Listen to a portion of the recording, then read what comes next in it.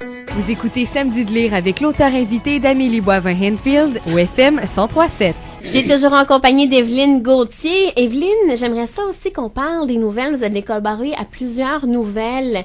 Il y en a une qui s'appelle Amélie, la folle journée d'Amélie dans l'histoire des fous, le recueil de nouvelles. Sombre complot au temple d'Amon-Ra. Ouais, ça c'est le troisième Snifrou. Ah, de Snifrou. Oui. La nuit de Samuel dans Bye Bye les parents. Oui. Puis Par la bave du crapaud d'oncle Robert dans Les baguettes en l'air. Exact. C'est des nouvelles que j'ai écrites qui font partie d'un recueil de nouvelles d'un collectif d'auteurs.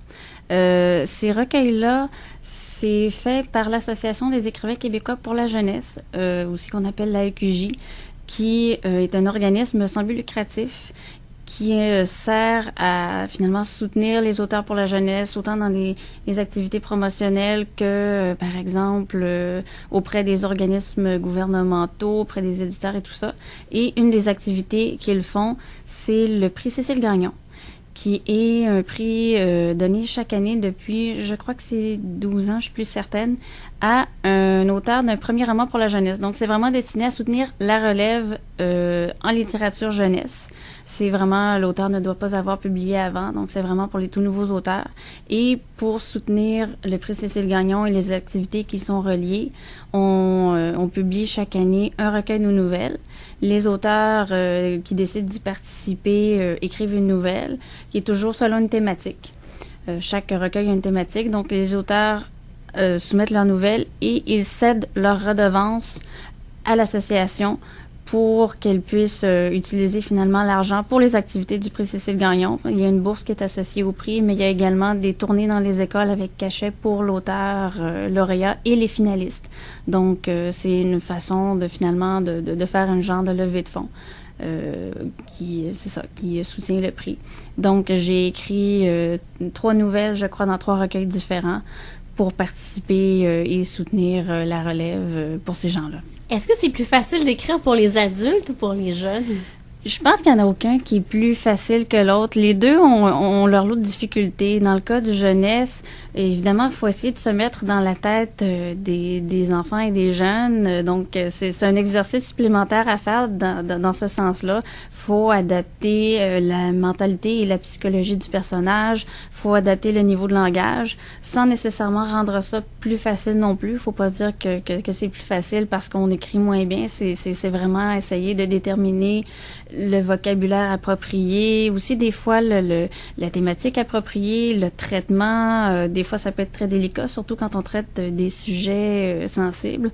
Donc, c'est pas nécessairement plus facile, mais c'est différent.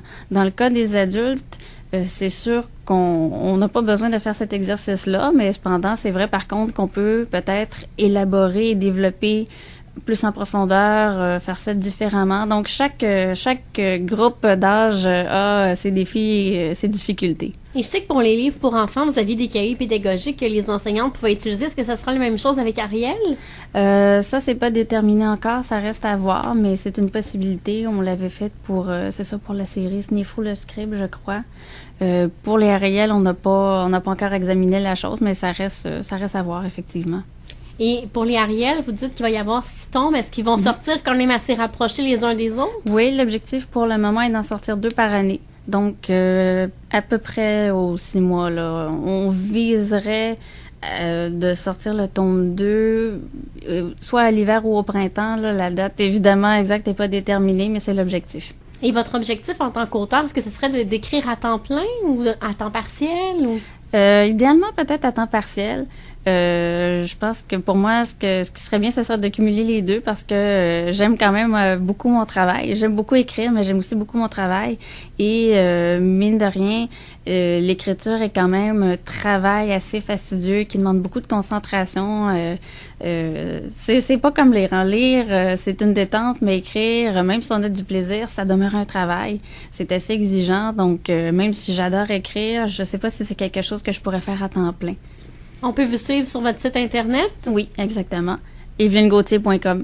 Parfait. Bien, merci beaucoup, Evelyne. On se reparle dans les prochains instants avec votre coup de cœur, L'Attentat. Parfait. Pauline Esther, oui, je l'adore.